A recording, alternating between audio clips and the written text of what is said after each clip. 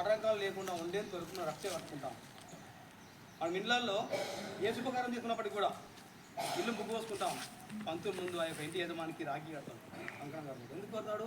ఆ యొక్క నిర్మాణ కార్యము ఆటంకం లేకుండా నిరంతరంగా విజయవంతంగా సాగిపోవాలి, అడ్డు ఉండదు అని ఆ సంకల్పంతో రాఖీ కడతాం అన్నట్టుగా ఆ యొక్క పని నిరంతరంగా పూర్తవుతుంది.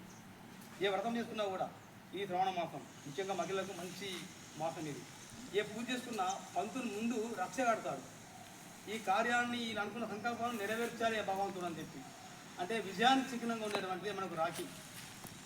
ఈ రాఖీ చరిత్ర చాలా పెద్దగా ఉంది, మనంతా లోతుగా పోకున్నప్పుడు కూడా ఈ సింపుల్గా మనము ఆ యొక్క రాఖీ విశిష్టత విజయానికి చిహ్నం.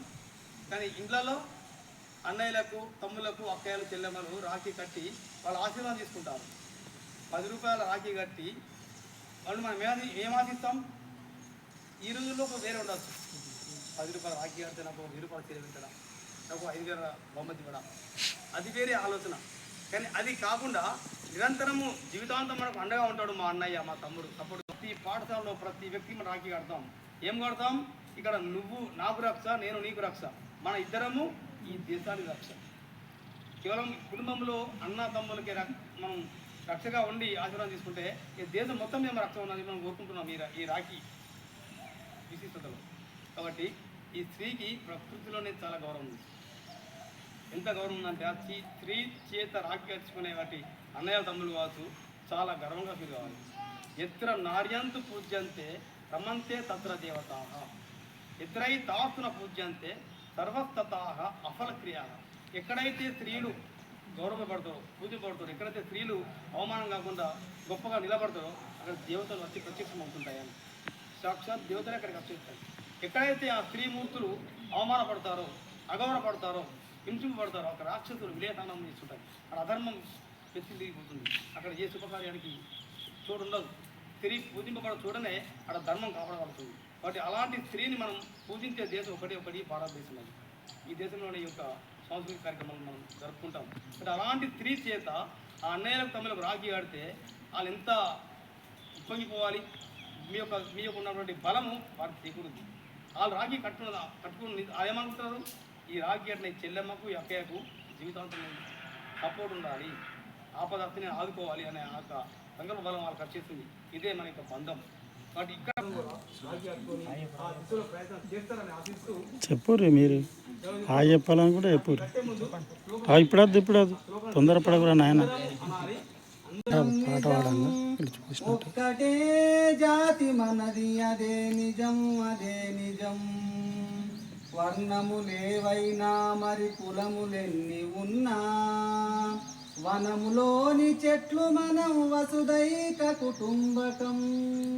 ఒకటే దేశం మనది, నిజం నిజం. ఒక్కటే జాతి మనది, అదే నిజం, అదే నిజం. భరతుడు పరిపాలించిన భారతదేశం మనది, తరతరాల వారసత్వ సంపద మనకు నిజం. ఒక్కటే జాతి మనది, అదే నిజం, అదే నిజం. వాల్మీకి మనవాడే రాసెను రామాయణం.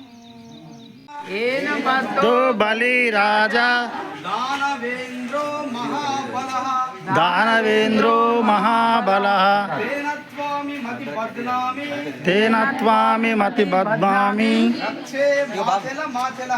రక్షే మాచల మాచలః. నేను నీకు రక్ష, నువ్వు నాకు రక్ష. మన ఇద్దరము ఈ దేశానికి రక్ష. కట్టుకో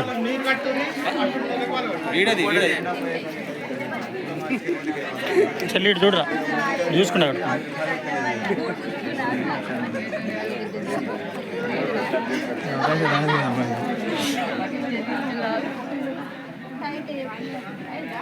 తాత ఒకసారి ఇటు చూడు, గిటు గిటు.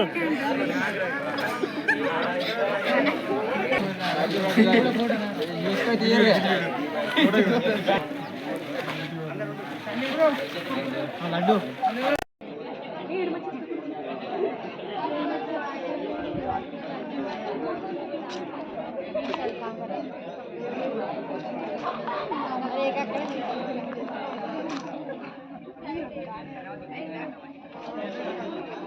అయిపోయిన వాళ్ళు